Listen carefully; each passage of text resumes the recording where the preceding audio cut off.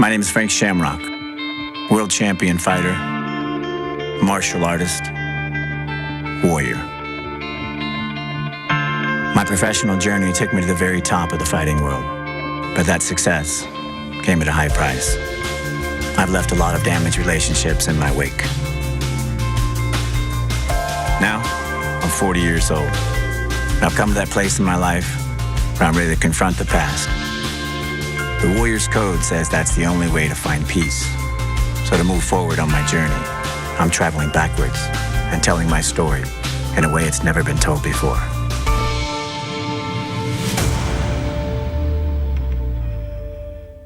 My goal is to be the greatest fighter in the world. When you look at the pantheon of the greatest mixed martial artists, you should begin with Frank Shamrock. He was the best fighter at his weight class. There was no one that was better. Five-time UFC champion. He was one of the first guys who really had the whole package. The greatest mixed martial artist of the 90s. He was the best fighter of the decade. Shamrock levels up. Frank is a fighter. Never got tired. Aggressive. Technical. Different species. He was ahead of his time. In my opinion, he was the first complete fighter in MMA. He could wrestle, he could submit you, and he could strike with you. No one had really done that before in the way that Frank Shamrock had. Everybody else was a kickboxer. They were a wrestler, the jiu-jitsu guy. He was the guy who went out and did everything. I love Frank like a brother. I mean, he's one of my favorite people in the world. He was a good role model for a lot of these kids coming up from the street. Frank is a pioneer. Frank is somebody who has been laying down the runway for guys like me to take off. When you look at Frank Shamrock and know where he's come from and what he has had to overcome, martial arts saved his life.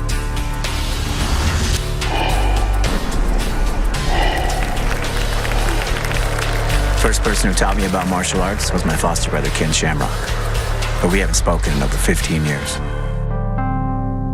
I felt he disrespected me, so I split from him and my father.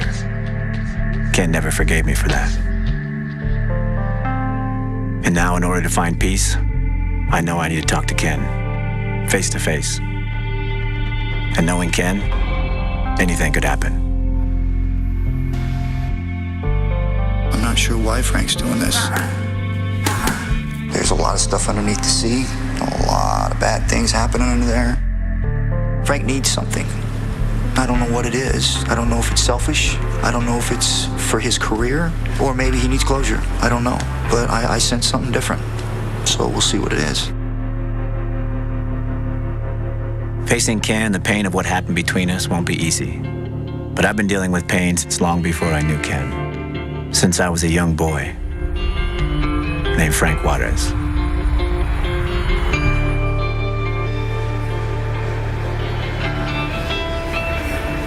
I was born and raised in California. It was my mom and us because my dad was gone. Reading was up and coming. It was kind of growing. All of us were very close as little kids.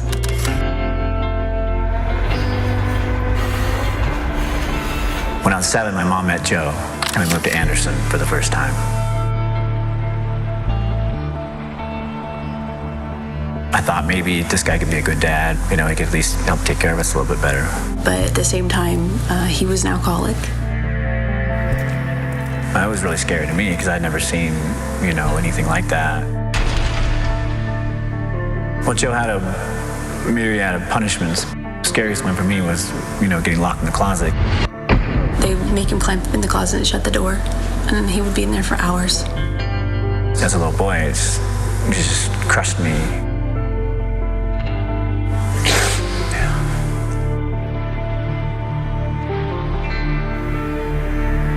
I was already drinking in the park with the hobos by the time I was 7. But the real trouble started a few years later, the night I pulled a knife on my little sister, Susie. I'd stolen like a bottle of schnapps or something, and I was getting a girl's drunk in the backyard. My sister, Susie, was there, and she was like, I'm gonna tell on you. And well, we got in this sort of verbal argument, and I grabbed a knife, and I told her, don't you ever tell on me, I'll kill you. She took it very seriously, went and told Mom and Dad, and police came, and Next thing I knew, I was sitting in a jail cell. I think I was just about to turn 12.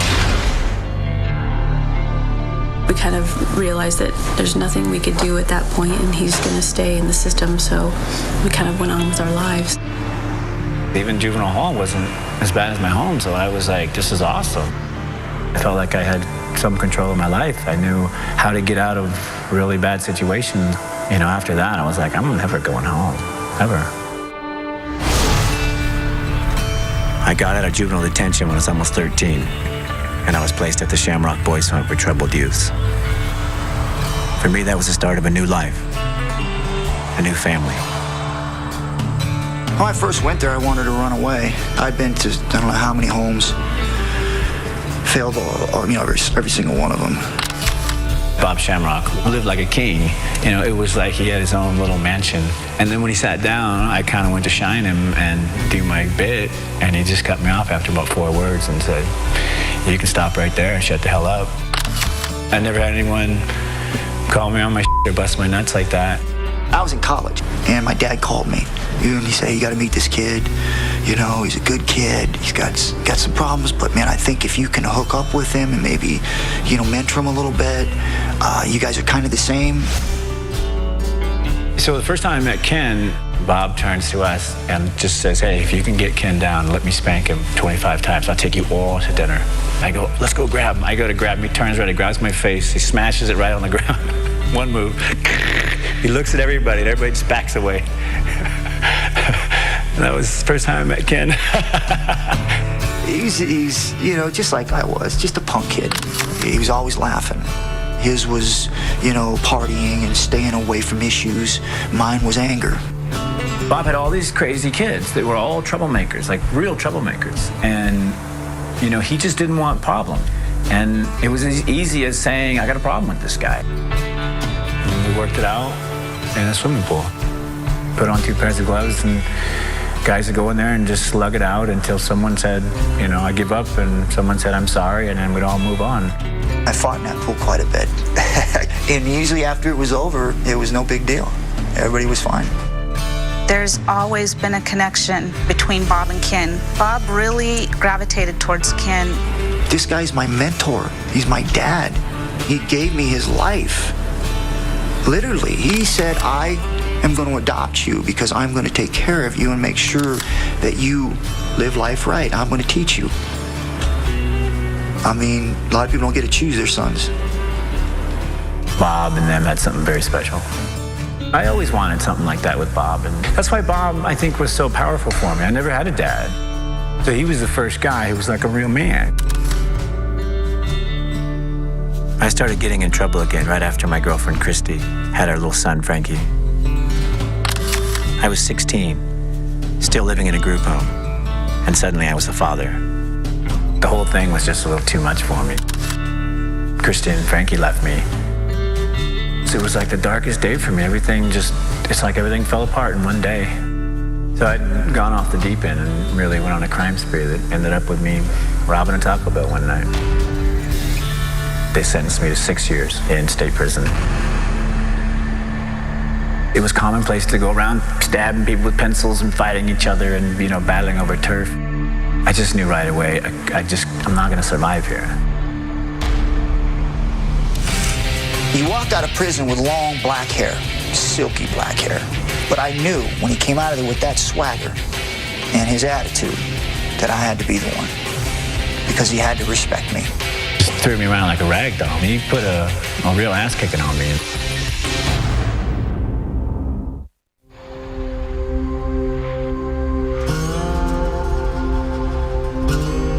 When I very first went to jail, I fought the biggest dude there. And I fought because I had to. If I didn't fight, it would have been years of abuse, and you ain't gonna abuse me no more. They gave me the adult prison number, so I put that on my right arm. Every once in a while, I look down and I look at these and I go, oh yeah, that's why I keep my, my nose straight and my head on right. My dad came to me one day and he goes, Frank's gonna be on parole. I said, what do you need me to do? And he goes, maybe you can, see about getting Frank placed up here with you, because he can't be with me because I'm running the group home. I took a breath for a minute and I went, you know he's in prison. I said, prison changes people. I made parole after 3.5 years in prison. I was 21 years old and ready to start a new path in life. The day I got out of prison, Bob was there, you know, with his Cadillacs and everything. I never appreciated freedom until I got locked up. Ken was doing professional wrestling, and this fighting thing had just started. And my dad was like, look, I see 2 careers for you. You're handsome, you got a great body, you could be a great stripper. Or you could try this martial arts and wrestling thing that your brother's doing. Well, I was just deathly afraid to go to the lion's den. I mean, I didn't know anything about fighting at all. Prison fights are quick. You hit a guy, you stab a guy, everybody runs, they shoot, you know, everybody hits the cover, that's it.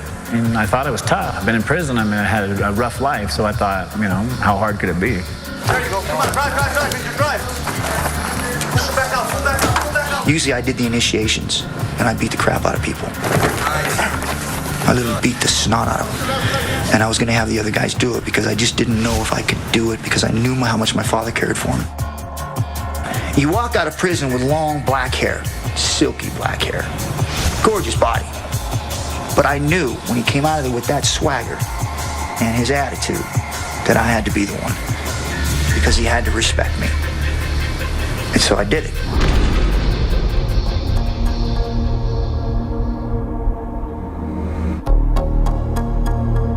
And when he was done, he respected me. The whole goal is to make him quit. I think the first one we did, we had 12 guys and 2 made it. The violence, a lot of people can't handle it. I'd never had my ass kicked ever in my life. Ken just threw me around like a rag doll. Tore my knees out, tore my arms out, he broke my nose. I mean, he put a real ass kicking on me. The people that were in Lions Den, they were all attitude, puffing, big chest, all steroid guys. Those guys from the Karate Kid, the Cobra Kai. Lions Den guys like the guy from the Cobra Kai. Exactly, to a T. Yeah, I could probably see why you would see that. We were hardcore. The culture at Lions Den is very kill or be killed, that's it.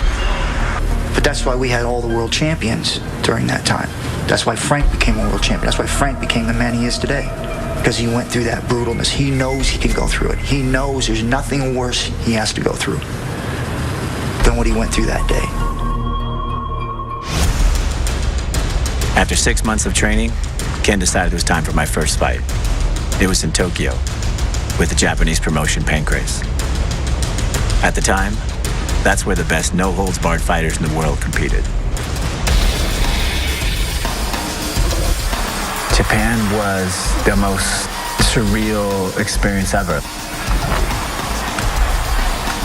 The Japanese scene from the mid to late 90s was like a high point that maybe we will never see again. One time I commentated on a fight that was 91,000 people. I was terrified that my first fight was going to be in Japan. Then I found out my opponent was going to be Boss Rutan. At the time, he was one of the most dangerous fighters in the world. The first time I fought Frank, I didn't know a lot about him because it was his first fight. You know, I heard he was the younger brother from Ken, so I figured he's going to have a ground game. And I was all good until maybe about 8 minutes in. Boss just kicked me right in the nose, broke the end of my nose off. And I remember my head just snap, and I remember going, oh my God, he's gonna knock me out, I gotta wrestle him. And then about a minute later, it was over. I walked over to my corner, and I'm like, and Ken goes, I don't know, man.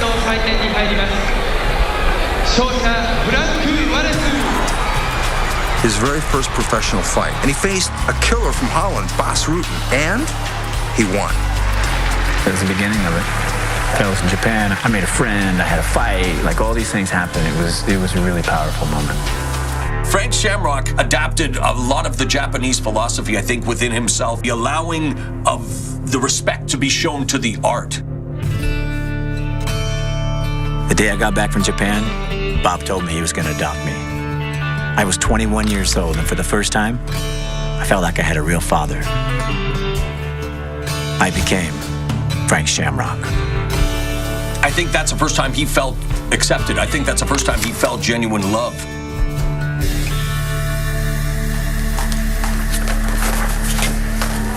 My experience in Japan changed me.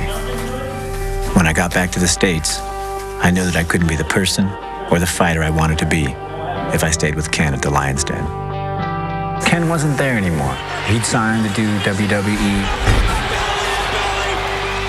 He put me in charge, but I was given no power or sort of authority to do anything. I was just supposed to do, his way while he was gone. And I got lazy and, eventually he came in, and one night he just totally freaked out on me. To me, it was a violation of all the things he'd given me. I think when Ken went to the wrestling, he relied on Frank to be Ken while he was gone. And when Ken came back, that's not what happened. I think Ken will forgive him, but I don't think you can pretend it didn't happen. Ken told me that I don't have what it takes. I'm not going to be a world champion. I'm never going to be a world champion. And I should focus on what I'm good at, running his gyms, his way. I just think there's a jealousy. I think he wants to be his own man. And I've always told him, if you ever feel like you don't want to be here, let me know. I'll give you my blessing. Just tell me. Don't run out in the middle of the night. And that's what he did. I called my dad the next day, and he goes, son, you have to get right with Ken. And until you do that, we can't have a relationship. I felt like Bob let me down at that time. I knew he loved Ken more, but it just was what it was. My biggest physical accomplishment was fighting Tito. I think there was maybe 9,000 people in the audience, and it sounded like there was like 50,000 because they were going crazy. I just felt his fingers go up on my head, grab my cut, and start pulling it open. And I was like, Tito, you nasty what the hell's wrong with you?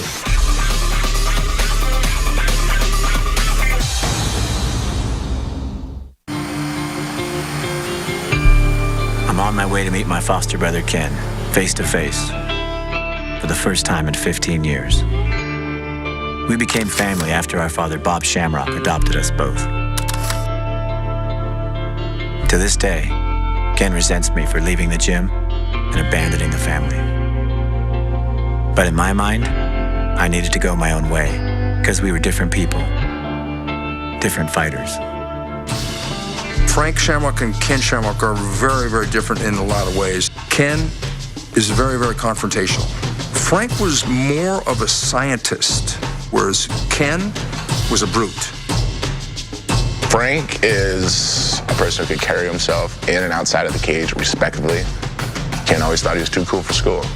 People should be worshiping the ground he walks on. And I never really liked that. The first real defining fight of my career was when I fought Enson Inoue in Japan, 1997. Whoever won that fight would move into the UFC and fight for the middleweight championship. Enson Inoue is a barbarian. He is known for saying, at least once in your life, train with the will to die. You ever seen a fight? It's like a knockdown, drag out, rock'em sock'em robots. And there was a moment in a fight where he folded me over backwards and was sitting on my chest and punching my face in, and I thought, this is the moment where I die fighting. I didn't. I got out and I kicked his ass and knocked him out, and my life changed from that moment forward.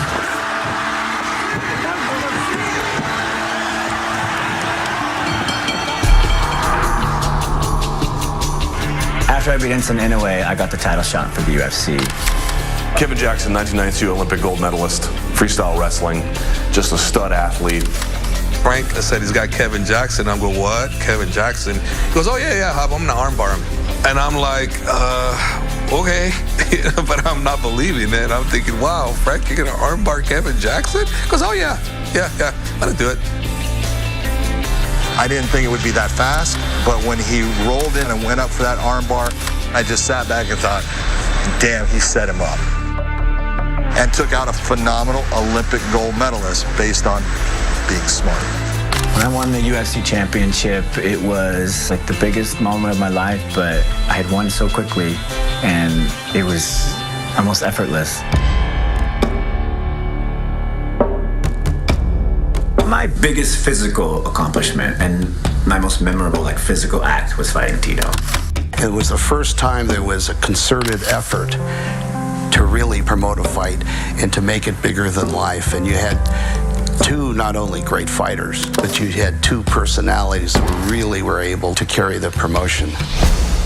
When the Tito fight came around, Henry and I got together. I was like, Henry, I don't want to keep doing this. This company's going down. I wanted to control my own destiny. I wanted to do my own thing. And I couldn't do that with the UFC. He just goes, oh yeah, just put in a retirement clause. There's just one line that said if I ever renounce my championship and publicly relinquish my title, the rest of this contract is null and void. I watched a lot of his fights in Pancrase, fights in UFC, and he would demolish guys. It wasn't a factor of him just out kickboxing somebody or out wrestling somebody or out doing jiu-jitsu with somebody. He would do it all. And I was like, wow, this guy's a full, true mixed martial artist. And I had a lot of respect for him. Going into the Tito fight, I'm already a believer in Frank and his strategies. He goes, I'm going to wear him out, and I'm going to finish him in the 4th or the 5th round. Some people have called it MMA's rope-a-dope, where Frank Shamrock takes damage, but he hangs on as Tito gets more tired and more tired and more tired. I was going 100% nonstop, like a bull, nonstop every single round. And I remember in the beginning of the 4th round, I looked over at him, he was just bouncing, not even breathing. I was like, all right, what's going on here? He knew something I don't know. And I went for a low single, and he just punched me on top of the back of the head right here, and hit me again, and that's when everything just went, I couldn't hear anything. There's Tito hanging on for dear life, while Frank Shamrock is hammer fisting him in the most brutal, pent-up aggression you've ever seen in your life. And Tito goes down, and the fight is stopped. It was a moment that proved that Frank Shamrock probably was the best fighter of his time. He made it about his advantages, and he was undersized in that fight, outgunned physically, and won that fight by TKO. And that was, I think, Frank Shamrock's defining fight. So after I beat Tito, I grabbed the belt, I grabbed the microphone, and I said, thanks a lot, but I'll see you guys later. I retire, you can have the belt back. The early contracts tied up the fighters' rights to exploit their name, likeness, and personality. Well, Frank was one of the original forces to uncap that and think about exploiting that for himself. And I think that was a big contribution that he made. I was the first, real free agent. I mean, I got out of the, crazy contract that nobody can get out of. And for a minute, I was a hero because everybody wanted to do the same thing.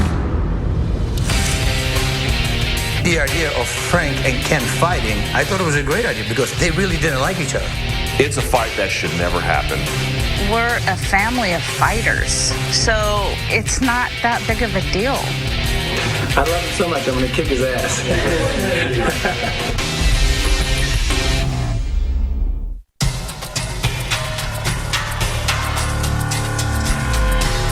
My confrontation with Ken is coming up soon. Part of me hopes that we can put all this baggage behind us. But then again, we're Shamrocks. Bob taught us to resolve our problems with our fists. Ken would beat Frank hands down, no questions asked. Ken is so darn strong that it's hard to beat that strength. Frank's come a long ways, but if they were both to fight each other, my money would be on Ken. As my dad had suggested, Ken and I almost fought about 5 years ago. At that time, I was confident it was the right fight for me and for the sport of MMA. There is no story bigger than two brothers fighting each other and the reasons why they're fighting each other. And we fight each other because we love each other. I love him so much, I'm going to kick his ass. The idea of Frank and Ken fighting, I thought it was a great idea because they really didn't like each other. With them, it was real. If someone asked me, you need to give me a list of 100 terrible ideas, I would put Frank versus Ken Shamrock probably number 1 or number 2. It's a fight that should never happen. We're a family of fighters, so it's not that big of a deal, really. I mean, they train in the gym together. Why not get paid to fight together? I think Ken wins that fight. I think Ken's renting space in his head as far as fighting goes. I think Ken has, trained him and beat him down so much, I don't think he could get over that. If they were to have fought, I believe Frank could win. Ken doesn't have the striking skills or the conditioning to be Frank. Do it like Rocky and Apollo Creed, man. Go into a room, close the door, fight it out. Hug afterwards. Nobody needs to know who won and lose. After I beat Tito, retirement suited me just fine. I got some acting gigs, wrote a book, and got involved in several business opportunities inside of MMA. One of them was the rebranding of Strikeforce. But eventually, I felt the pull of the cage stirring in my blood. I helped Scott Coker launch Strikeforce with the first sanctioned MMA event in the state of California. To make a mark, we renewed the oldest rivalry in the sport, Shamrock versus Gracie. First, I knocked out Caesar in 21 seconds. Then I lost to Henzo on a technicality. It didn't matter, though. San Jose was quickly becoming my town, and the HP Pavilion, my house. When Frank came to fight here, he represented San Jose, and as time went on and the sport got a little bit more popular, the people embraced him. He was the hometown hero. The Baroni fight, that's the fight where I really became aware of my brand. When I came out of that jersey, man, I just remember lifting my arms. Like, as the arms went up, the noise went up. It was just amazing. And then I knew I was on to something. The whole time, I'm picking on him, I'm talking to him, and he's just getting madder and madder and madder. After one really good right hand, I step back and I go, this is the moment. He's going to go out. He looks at him, I'll never forget. You're going to sleep. And then minutes later, that is exactly what happened. And it's like, wow, this is poetry. I was now the Strikeforce middleweight champion. A third title to go along with my WEC and UFC belts.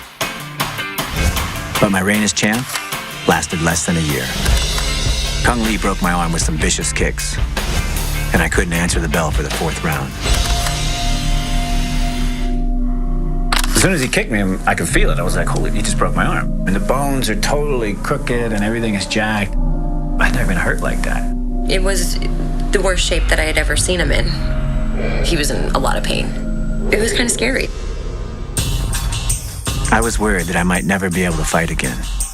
Luckily, that fear was replaced with joy when Amy and I had our little daughter, Nicolette.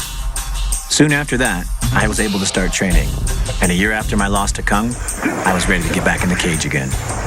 When I found out that Frank Shamrock had agreed to fight Nick Diaz, I was not surprised at all, because when you look at the ingredients involving Nick Diaz, the bad boy from Stockton, and Frank Shamrock, the elder statesman, the iconic photo of Frank Shamrock going to shake his hand and Nick Diaz flipping him the bird, and all of the back and forth trash talking. Wow, you've got quite the cocktail. I thought Frank was going to win from the moment he walked out of his dressing room. And I had seen Diaz have a couple fights, and I thought he was pretty good, but I didn't think he was going to handle Frank. Frank couldn't get going. Diaz had his number from the opening bell. It was hard to watch. It's a little more painful and unsettling when it's like a close friend. You know, I could feel minute by minute that he was better than me. And there's nothing I can do about it. I wanted the ref to stop it. It wasn't like I was sitting there trying to do damage. After the fight, when it was stopped, Nick Diaz went to Frank Shamrock to pick him up, and he said to Frank Shamrock at the time, "Get up, you're the legend." And I stood up, man. I always respected him for that. He didn't have to do that for me. I knew when I was standing up after the fight that the torch had been passed, and I knew Nick was the new me, the younger me, the next generation. I am Frank Shamrock, in a way. A part of me is Frank Shamrock, and that's what I brought. That's what I brought to the fight. Sitting in the locker room after the fight, people were coming in and paying their respects. Like, you could just tell the train had stopped. Thanks again, Mick. I love you, bro. I love you. What's going on? Take care of yourself. Warrior from hell you are. Love you, bro. It was upsetting seeing this warrior sitting there all banged up. I think Frank's darkest moment was after fighting Nick Diaz. and realizing that he wasn't going to be fighting anymore. He was scared inside, like, what am I going to do next? Not having fighting in my life was really difficult for me. I felt lost. Then I got even more bad news. I got a call from Tanya, and she said that, Bob's real bad. He's in the hospital. He's had another heart attack. You should probably come see him. Bob wanted to be able to say his piece to Frank and know that whatever conflict they had was over. Frank had a choice in how he wanted to react or handle it. He left him laying there, not allowing him to go in peace. Frank didn't come to the funeral. I think that upset Ken quite a bit. I just can't understand how somebody can just blow somebody off. You know, what did he do to him to cause Frank to not go to his funeral? I mean, come on, man. It was the fear, I think, of being a distraction, struggling with respect, and how much meaning there was in making an appearance at a funeral as opposed to, loving and respecting the person that died. And I didn't know what to do. I really regret not calling him, because I still think about him all the time. Every time I see my name. He was my daddy.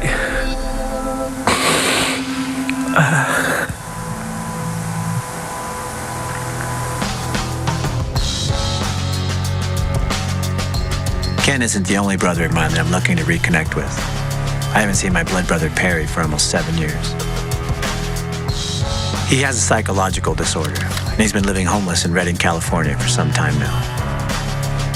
I'm worried about him, and I've decided I need to find him.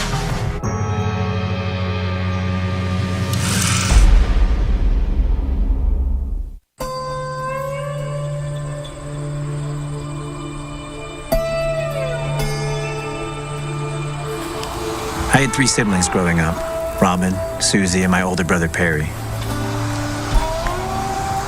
I haven't seen Perry for almost 8 years. Before going to Vegas to sit down and meet with my foster brother Ken, I need to find my blood brother Perry. Last I heard, he was homeless somewhere in Redding, California. Over a year ago, he wrote me and told me he needed money. I'm ashamed to say I never responded. He didn't look good last time I saw him, so I'm worried about him.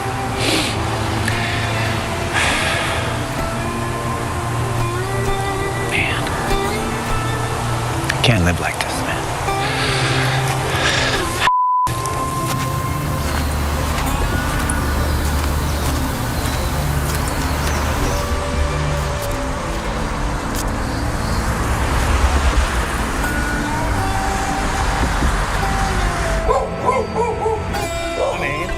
I've been looking for you, man.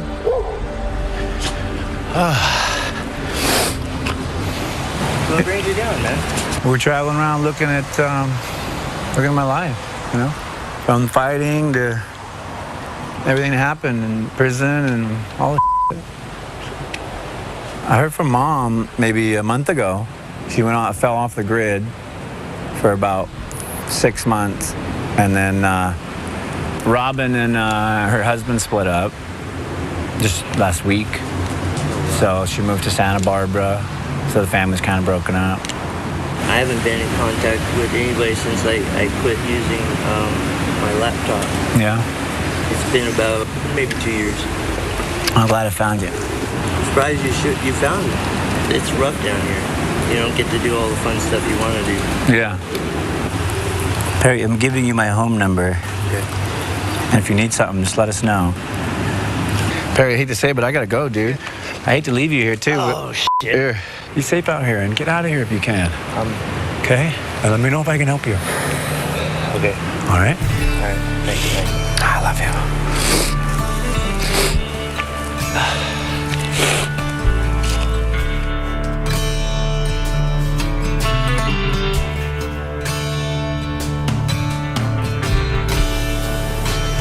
Oh, man, it's been 7 or or 8 years since I've seen him. I didn't know he was living like that. I just need some help. I gotta help him. I gotta help him get out of there.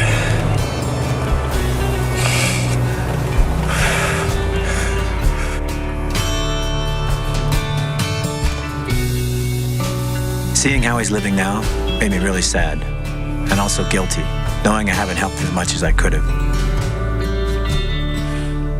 Now I have to face a whole different set of emotions. It's time for me to head to Vegas to meet Ken.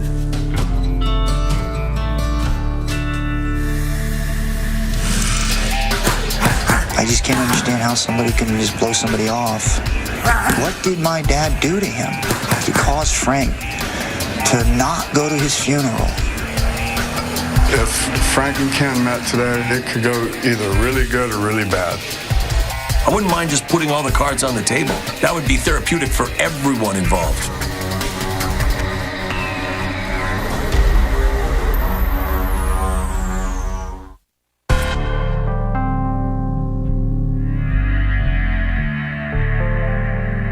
I've had a lot of complicated relationships in my life, but none more than Ken. He was the older brother that I idolized. He also beat the hell out of me, humiliated me on many occasions. It's been more than 15 years since we parted ways, and he still hates me for leaving the family. I'm really not sure if we're ready to put all this behind us. There's a lot of stuff underneath the sea, a lot of bad things happening under there. My father passed away. That was really the only thing that had bound us together anyways. My dad gave him everything, and he spit on him. People ask you, well, what if he gets smart with Ken? Is he gonna kick his ass? And my first reaction was, yeah, I'll come up out of the chair and I will literally beat the hell out of him.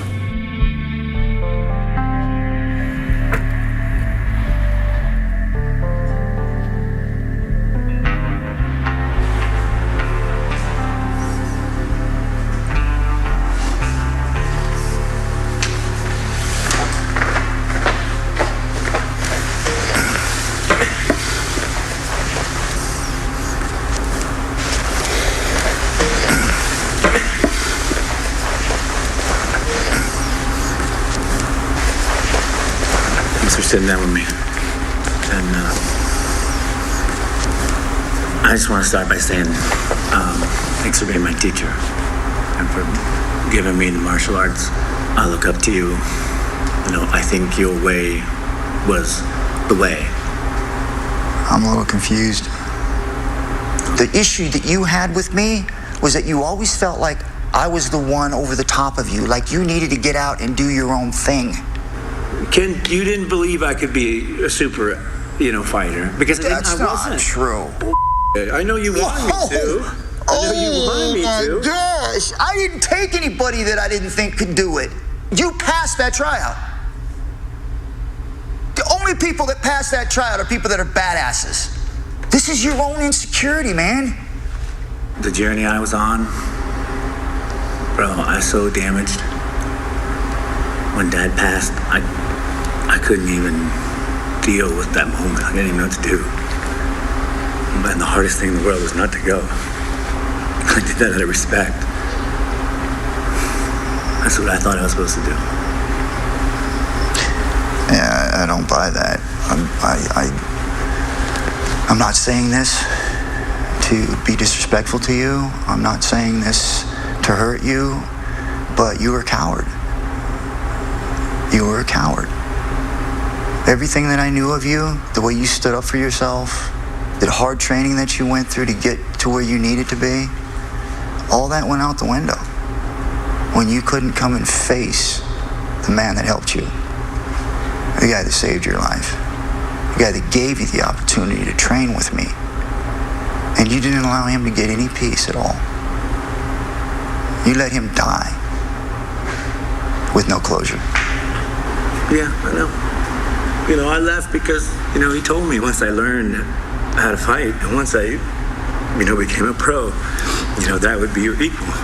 And, you know, when you just threw me down like that in front of the students and the fighters, and it's like, dude, it's not how you treat somebody. We're fighters, for God's sakes. I'm not a fighter. I'm a human being. Frank, you're a fighter. I know. I'm a human being. I beat the hell out of everybody.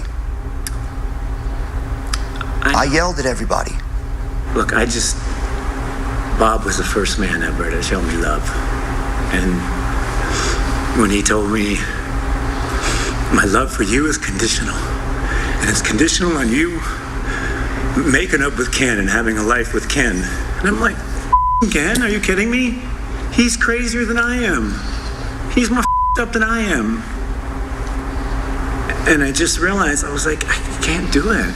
You know who he asked for before he died? Do you know who he asked for? Probably me, because I wasn't there. I believe in my dad. And I believe he knew a lot when it came to psychology, working with kids. And he told me, he said that he thinks the only way you and me are ever going to get closure and ever going to move forward is if we had a fight. We could go in there, we could get it done, and all the anger and all the stuff that was pent up, we could get out to heal whatever it is that was going on there. And do we have to beat each other up to get closure now? It's come on, dude. We did it in training and didn't get paid. No, but I don't want to get hurt anymore. This have no bearing on anything that goes forward from here. If you do, great. If you don't, and it'll never be discussed or talked about ever outside of this. If we don't do it, it's just never happened. Either way, dude, I'm good. Me too. Thank you, Ken. I guess the only thing I have to say now is, man, hey,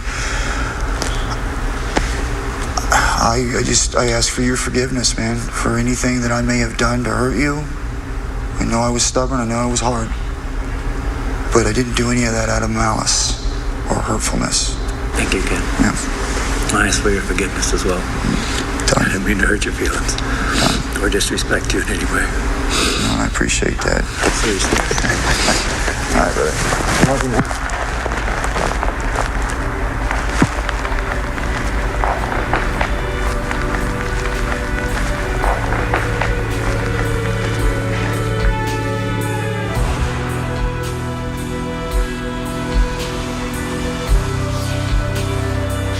I'm not sure we could have got it done any other way than like this, face to face, no way of skirting and getting around it.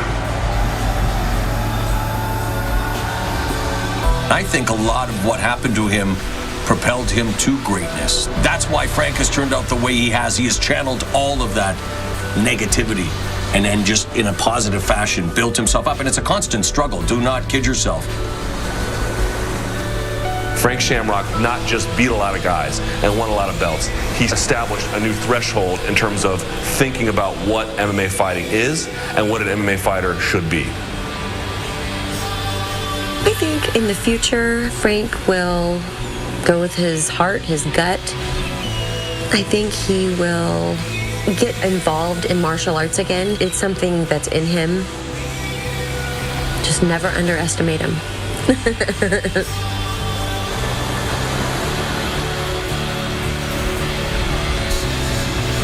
When I decided to take this journey, I really didn't know what to expect. I knew I needed to find Perry, and I knew it was time to face Ken, and the rest of my past as well. But I had no idea how hard it would be. All my life, following the Warriors Code has taken me to places I was afraid to go. But always, when I got there, I was glad I made the journey. That's how I feel now. At peace with myself, as a Shamrock, as a fighter, and as a man.